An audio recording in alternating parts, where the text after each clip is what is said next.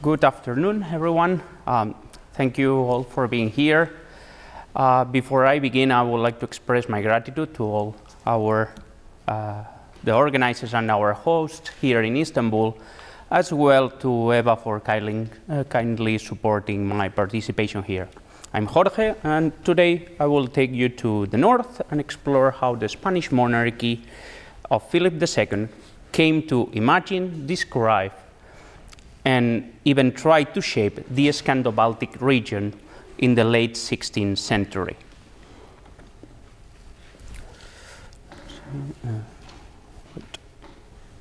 Now, I want to start with a small but revealing story. In the 1500s,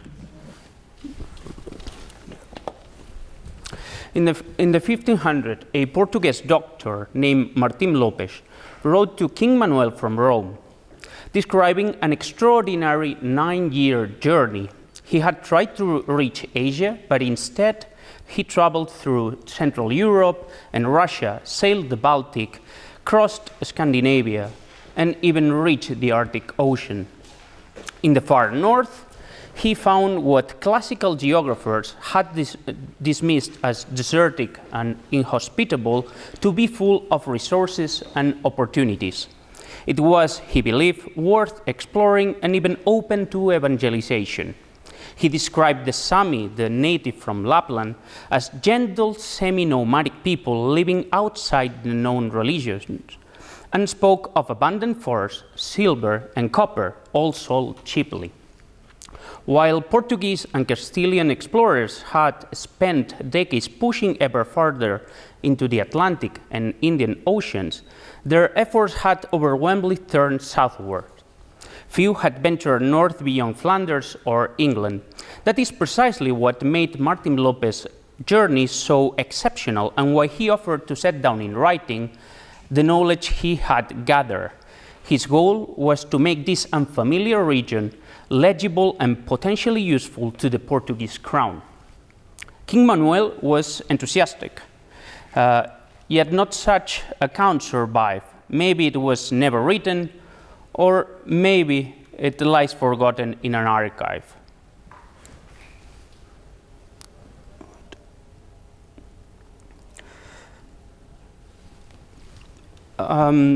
Either way, his experience was never integrated into the grand narrative of Iberian expansion. And yet, the logic behind his offer, the idea that knowledge of the North, this vaguely imagined septentrion, could be transformed into political value, resurfaced decades later at the Habsburg court under very different circumstances. That's where my paper begins. I want to look at Philip II's efforts to map the North, to make sense of the Scando-Baltic world, not as a myth or distant periphery, but as a space of potential value.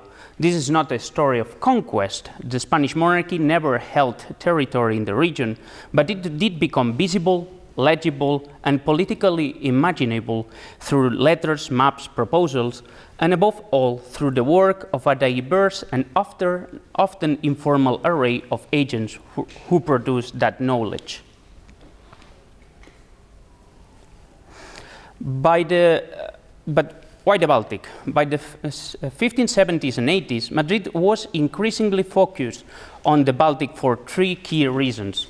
First, the Dutch revolt. The rebel provinces depended heavily on Baltic grain and naval supplies. Disrupting that trade could undermine their war effort, while securing it help keep loyal provinces on the crown's side. Moreover, most of Northern Europe was Protestant. Spanish influence in the region could discourage those states from offering direct or indirect support to the Dutch cause. Second, the Atlanticization of imperial strategy. With the union with Portugal in 1580, the monarchy now controlled a truly global maritime empire. Lisbon became a vital naval hub, and the demand for materials grew dramatically. This Scando-Baltic region offered not only abundant raw materials, but also ships, skilled crews, and trading partners. Hanseatic cities and even the Swedish crown offered not only these resources, but could provide fleets that might be hired for operations in the English Channel or the North Sea. Third, dynastic and religious opportunities. The elective monarchy of the Polish-Lithuanian Commonwealth became a strategic arena for Habsburg ambitions, with Spanish-backed candidates put forward at every election. Meanwhile, the Swedish Vasa dynasty actively sought closer ties with the Catholic world. Johann, or John III, and later his son Sigismund, maintained diplomatic and religious connections with both Madrid and Rome. These developments create a space limited and fragile, but real, for projecting a Spanish influence into a region typically seen as distant and hostile. In other words, the Baltic wasn't just a remote frontier. It was both a vulnerability and an opportunity, commercially, diplomatically, and strategically. But to turn possibility into policy, Spain needed knowledge, and producing that knowledge meant sending the right agents.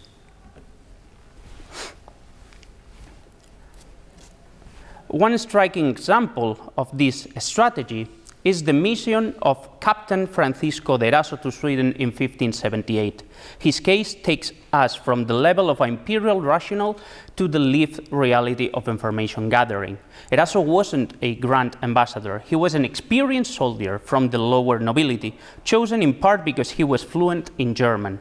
His mission wasn't a formal embassy, but a commission, a cost-saving temporary posting that was diplomatic, exploratory, and crucially deniable. Officially, he was there to respond to alliance proposals from Johann III. Unofficially, he was tasked with gathering as much information as possible, establishing contact with local Catholics, and cultivating support among influential figures. Sweden was proposing an alliance that include trade and the supply of warships to support Philip II in the Low Countries, while also talking about confessional reconciliation with Rome. But this was partly a bargaining tactic. This rapprochement was really driven by pragmatic needs.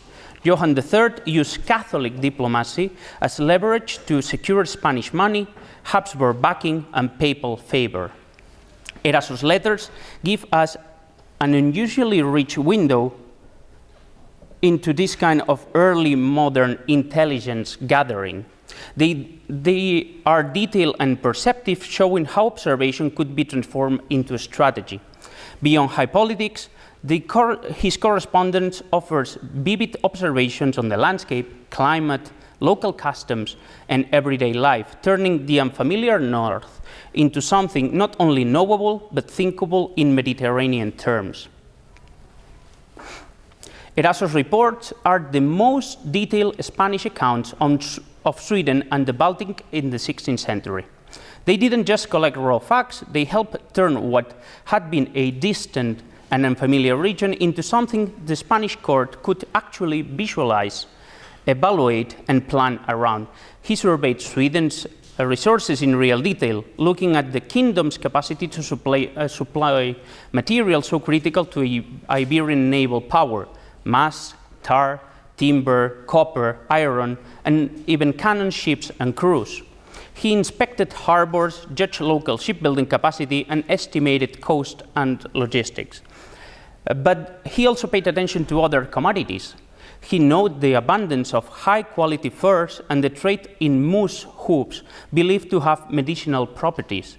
Beyond simply listing resources, it also tried to assess the broader commercial potential of Swedish trade for Spain. He described existing trade routes and highlighted the growing role of rebel Dutch merchants in Sweden and across the Baltic. Their influence was both a problem and an opportunity.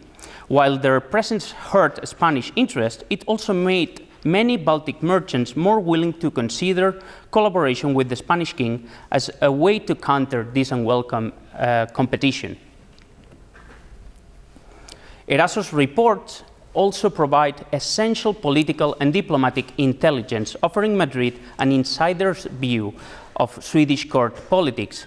He carefully mapped the factions around King Johann III, identifying those who could be persuaded and those who should be treated with caution.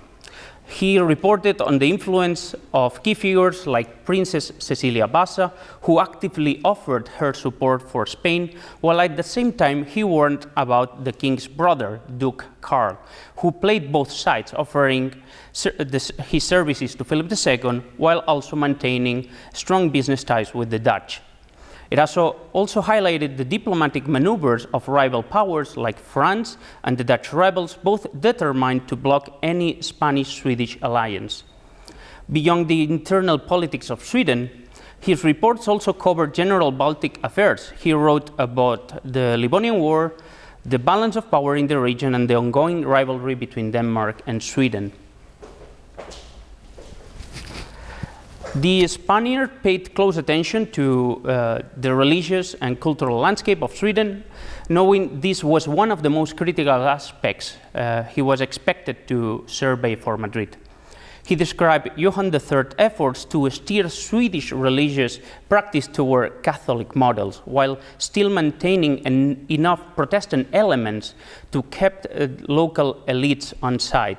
The ideal was to find a middle ground between the two confessional sides, but in reality both Catholics and Lutherans were dissatisfied with the king's approach. It also detailed the influential role of Catholics at court, led by Queen Catherine and her confessor, as well as the Jesuits, whose activities were encouraged by the king but kept secret from the public. It also was instructed to collaborate with these Catholic networks, which in turn supported the Spanish cause in the region. Beyond religion in the narrow sense, he paid attention to symbolic politics and cultural practices. He described King Johann's creation of a new chivalric order modeled on the Habsburg Golden Fleece, part of his attempt to align the Swedish monarchy and the Bassa dynasty with the dynastic legitimacy and ceremonial culture of Southern European courts. These observations provide Madrid with direct testimony about the religious tensions in Sweden and the dynastic ambitions of Johann III, both of which could be understood, influenced, and potentially exploited in service of Spanish goals. Finally, Erasmus's reports offer remarkably rich ethnographic, geographic, and environmental descriptions, giving Madrid a way to picture the Baltic not just in political terms, but as a real lived landscape. He described the striking natural environment in detail: dense, dark pine forests, countless lakes, and islands scattered along the coast, and the dramatic extremes of the northern climate. In winter, the sea froze solid, closing navigation for months. In summer, daylight stretched almost without end. He paid close attention to both rural and urban settings. He reported on the layout of towns, the construction of houses, and the material conditions of local communities. He noted how many families owned multiple islands, using them for fishing, grazing, and small-scale farming, a pattern settlement unfamiliar to Mediterranean observers. Eraso also documented local practices and customs that caught his eye. He marveled at the presence of moose and other unusual animals, describing how they were hunted, sometimes even tamed and kept around homes. He observed local diets, clothing, and everyday tools. He even described how sailors in the Baltic navigated complex archipelagos without charts, relying on intimate local knowledge despite the many obstacles. These weren't idle curiosities, they were practical intelligence, helping the Spanish Council of State imagine the Baltic not as a mythical or frozen wilderness, but as a functional, inhabited landscape with its own rhythms, resources, and constraints. In the end, Eraso acted as a translator between this remote local reality and the expectations of the Spanish court. His reports weren't just collections of exotic detail, but instruments of mediation, turning observation into strategy, geography into possibility, and distance into something that the Spanish monarchy could begin to grasp and plan around.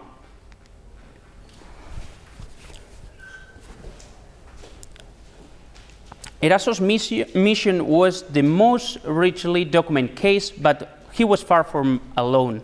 The monarchy's growing awareness of the Baltic depended on the much wider, often informal web of intermediaries, diplomats, merchants, religious envoys, exiles, and adventurers.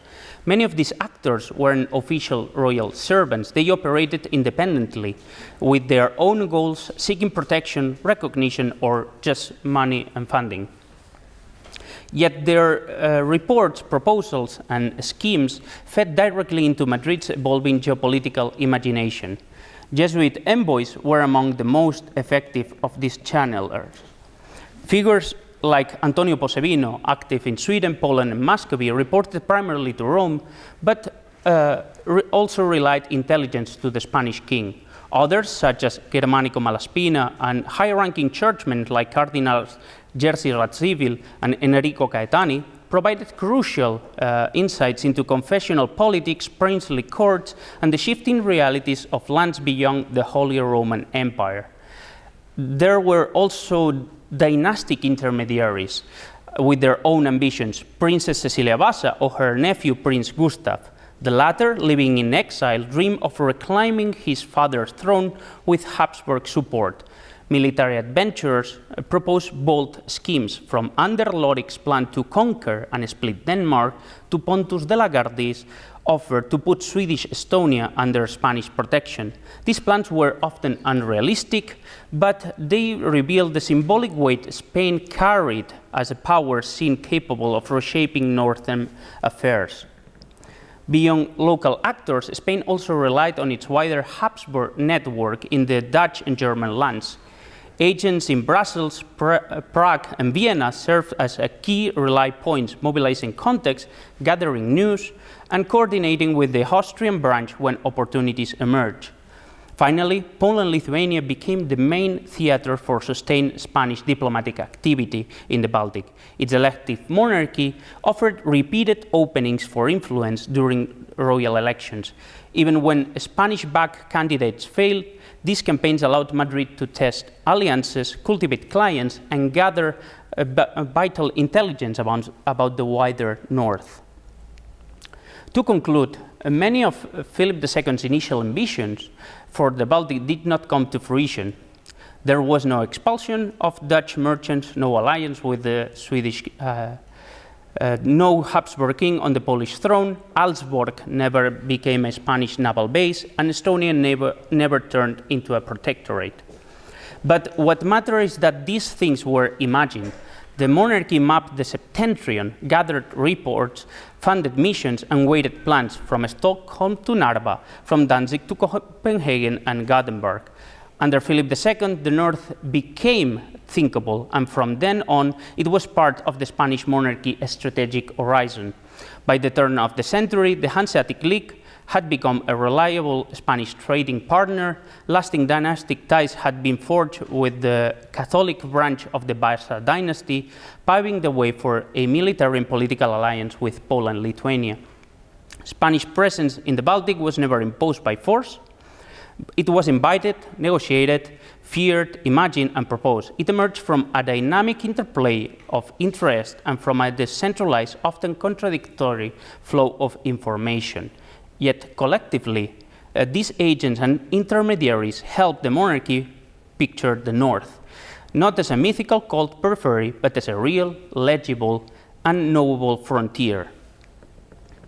What I have tried to show today is that this was not the result of a single grand plan or a series of formal campaigns. Instead, it was a dispersed and often improvised process of knowledge making. The Crown relied on a wide range of figures which helped translate the North into something Madrid could actually act upon. These agents work in the gray zone between observation and diplomacy, rumor and proposal. And in doing so, they give us a window into how early modern empires engage with unfamiliar regions, not just through conquest or direct control, but through acts of mediation, imagination, and production of knowledge. Well, thank you very much for your attention. I will be happy to take any questions.